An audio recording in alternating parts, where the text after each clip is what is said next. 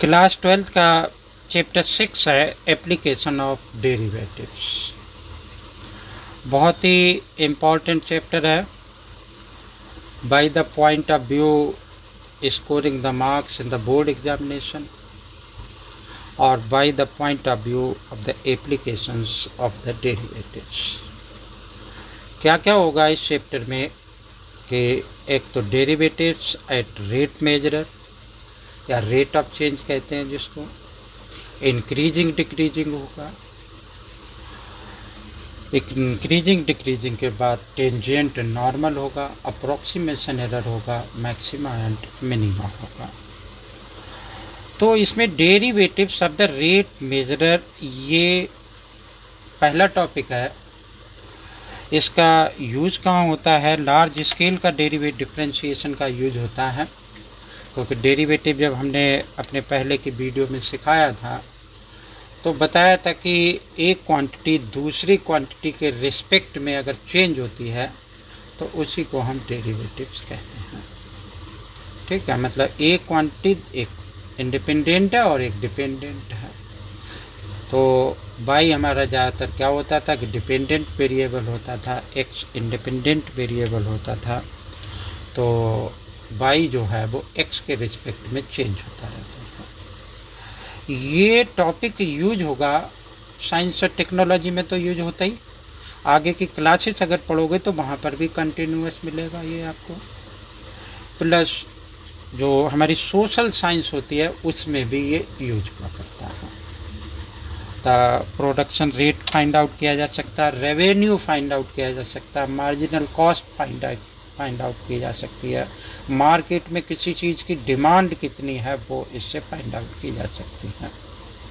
ठीक है, तो अब इसका कोई स्पेसिफिक फार्मूला नहीं है, जो कि जैसे हर चैप्टर में बच्चे होप करते हैं कि कोई फार्मूला होगा जिससे कि वैल्यू डालेंगे आंसर आएगा।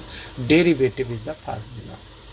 हमने यहाँ पे लिखा कि y is equal to f x, एक फंक्शन लिखा हुआ। तो जैसे हम डिफ्रेंशिएशन करते थे यहाँ पे डेल वाई, यहाँ पे डेल एक्स प्लस कर दिया, माइनस कर दिया, ठीक है, डेल एक्स से डिवाइड कर दिया, लिमिट लगा दी, ठीक है ना। तो ऐसे ही मैंने क्या लिख दिया कि डेल वाई जैसे आता था डेल वाई अपान में डेल एक्स, और यहाँ पर लिमिट लगा दी कि डेल एक्स टेन टू 0।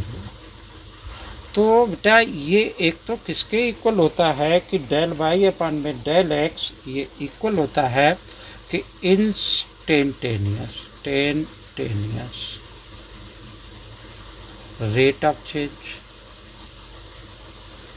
क्या चेंज हो रहा है? Y with respect to x के साथ में चेंज हो रहा है।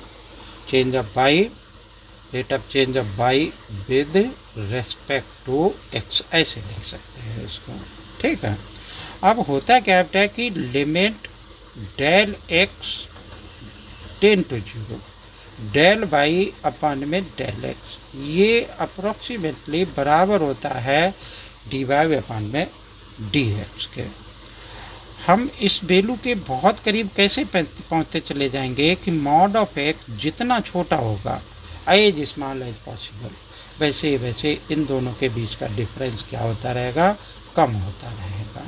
ठीक है, d y by d x जो ये लिखा हुआ है d y by d x, ये हमारा क्या हुआ करता है कि rate of change of y, rate of change of y, rate of change of y with respect to x. अब rate of change of y with respect to x, अब y में एक्स के रिस्पेक्ट से change हो रहा है, तो इसका मतलब वाई की वैल्यू एक्स पे डिपेंड करेगी। तो x बराबर, अगर मैंने कहीं x is equal to x 0 दे रखा, कोई पॉइंट दे रखा, x की वैल्यू 1 दे रखी, 2 दे रखी, 5 दे रखी, 10 दे रखी, whatever else is given. ठीक है, तो हमारा ये क्या बन जाएगा कि d y by d x is equal to x is equal to x 0, और यहाँ पर हम यही लिख लेंगे। ठीक है, तो इस तरीके से मेरे बस, अब इसमें कोई फार्मूला तो है नहीं, तो फार्मूला है नहीं, तो हमें इसका मतलब है कि हर क्वेश्चन में क्या करना पड़ेगा? डिफरेंशिएशन करना पड़ेगा। ठीक है, इसको हम क्या कहते हैं कि डेरिवेटिव्स ऑफ द रेट मेजरर्स। ठीक है। अब हम आ जाते हैं अपनी इस एक्सरसाइज पर, एक्सरसाइज 6.1 पे।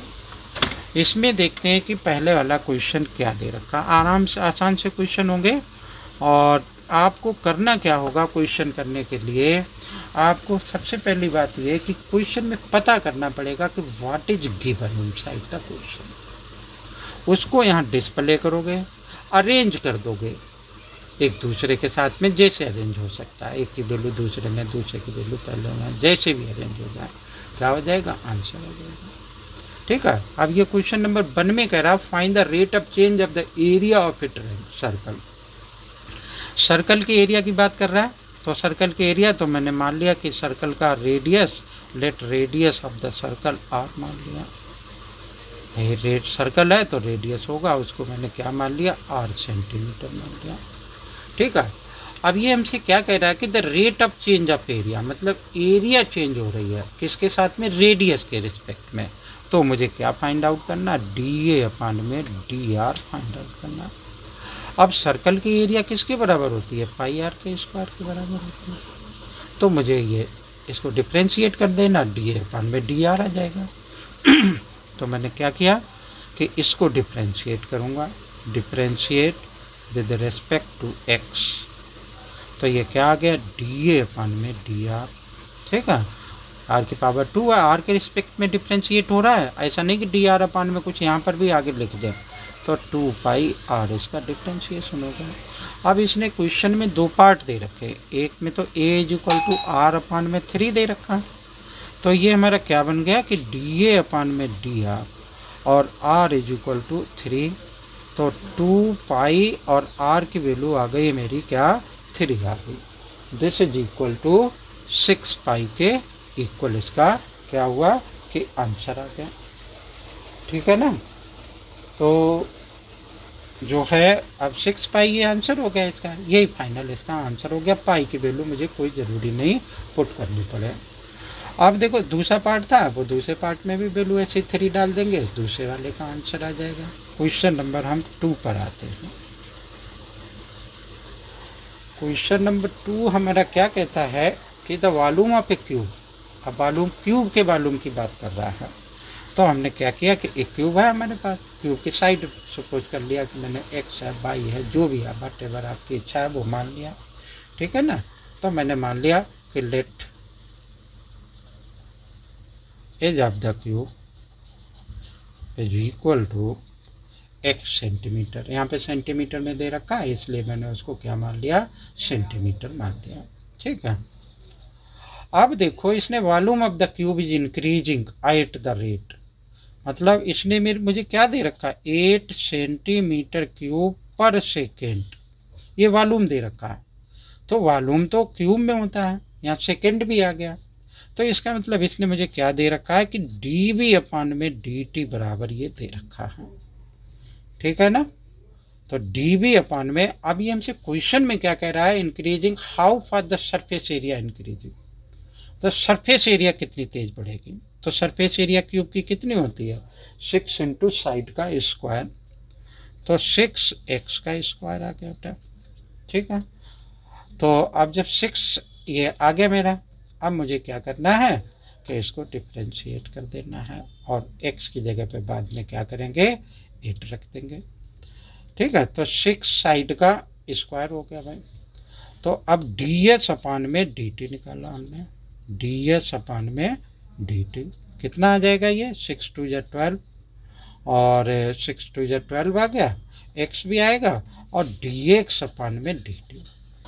अब प्रॉब्लम ये कि मुझे डी एक्स अपान डी टी की वैल्यू चाहिए और डी एक्स अपान डी टी की कहीं वैल्यू है नहीं। तो मैं कहाँ से डी एक्स अपान डी टी की वैल्यू मैं फाइंड आउट करूँगा, ये है। तो देखो मेरा वॉल्यूम क्या होता है कि b is equal to x का क्यूब होता है।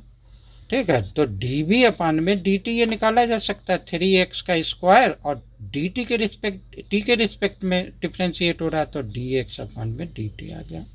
D V upon D t की इसने वैल्यू दे रखी है 8, तो 8 लिख लिया।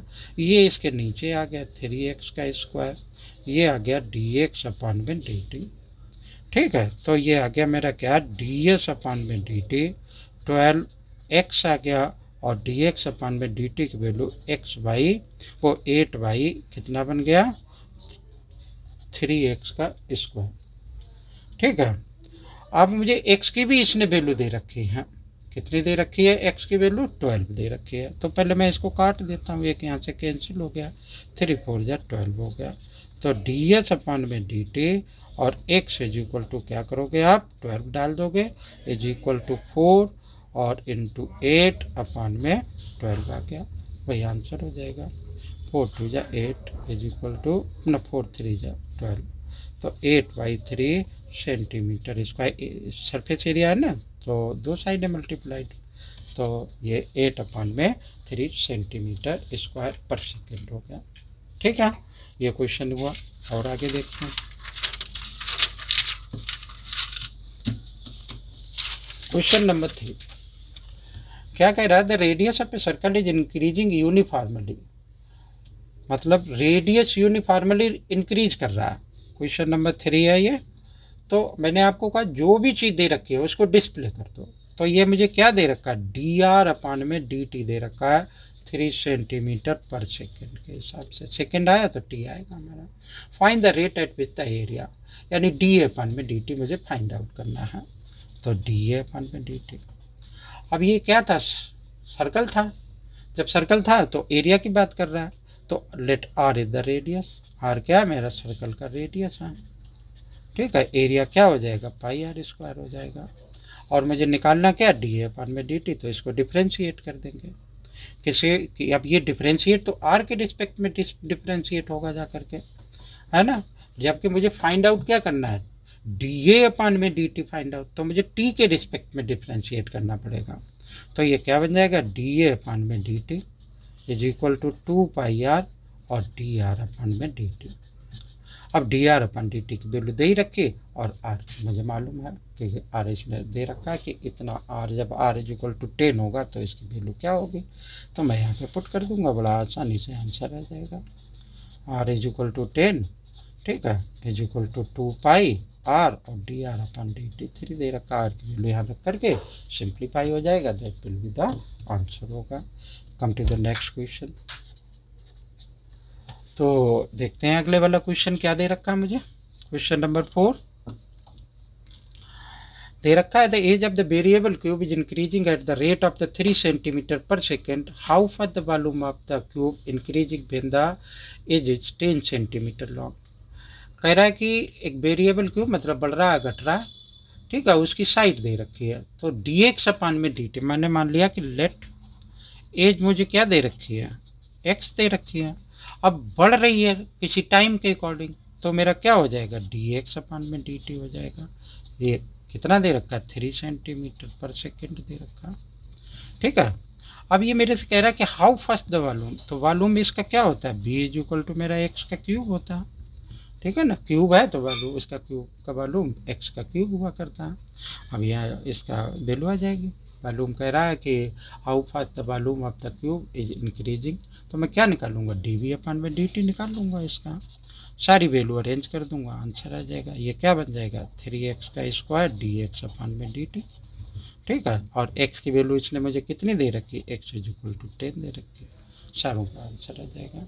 ठीक है, एक क्वेश्चन और देखते हैं, फिर हम अपने सेकेंड पार्ट में इस एक्सरसाइज को करेंगे। क्वेश्चन नंबर 5 क्या कहता है, a stone is drop into the quick lake, quite lake, quite lake मतलब एक शांत पानी में, मान लो कि ऐसा बना हुआ है, waves move the circle, waves उठते हैं, यहाँ सेंटर पे मान लो पत्थर वत्थर फेंका इसने, और तो वेव्स उठेंगे तो इधर उधर फैलेंगे। How far the enclosed area is increasing, तो इसने मुझे क्या दे रखा, the circle set the speed of the, यानी रेडियस आर मान लिया मैंने इसका रेडियस आर, तो डी आर अपान में मुझे क्या दे रखा डी टी दे रखा है, और वो कितना दे रखा 5 सेंटीमीटर पर सेकेंड दे रखा है। और फाइंड आउट क्या करना है, इसका एरिया क्या होगा A is equal to pi R square, ठीक है, और निकालना मुझे क्या होगा डी ए अपान में डी टी निकालना होगा, ठीक है। अब सब चीज़ें अवेलेबल हैं, तो इसको डिफ्रेंशिएट कर देंगे, यहाँ से डी आर 2πr और डी आर अपान में डी टी, छोटा सा क्वेश्चन है, वैल्यू डाल देंगे यहाँ पे क्या कि कितने पे कितने पे इसकी वैल्यू निकालनी है, 8 पर वैल्यू निकालनी, तो 5 तो यहाँ आ जाएगा, 8 यहाँ आ जाएगा, सिंप्लीफाई हो जाएगा। ठीक है, इस तरीके से ये क्या होगा कि ये क्वेश्चन होंगे इस एक्सरसाइज के, और आगे के क्वेश्चन हम अपने नेक्स्ट वीडियो में आपको बताएंगे। उम्मीद है कि ये समझ में आया होगा कि ये क्या बताया जा रहा था, और ये एक्सरसाइज में जो क्वेश्चन बताए आसान से लगे होंगे। तो वीडियो आपको पसंद अगर आई है तो लाइक करें, शेयर करें और चैनल को सब्सक्राइब करें। Thank you. जय हिंद।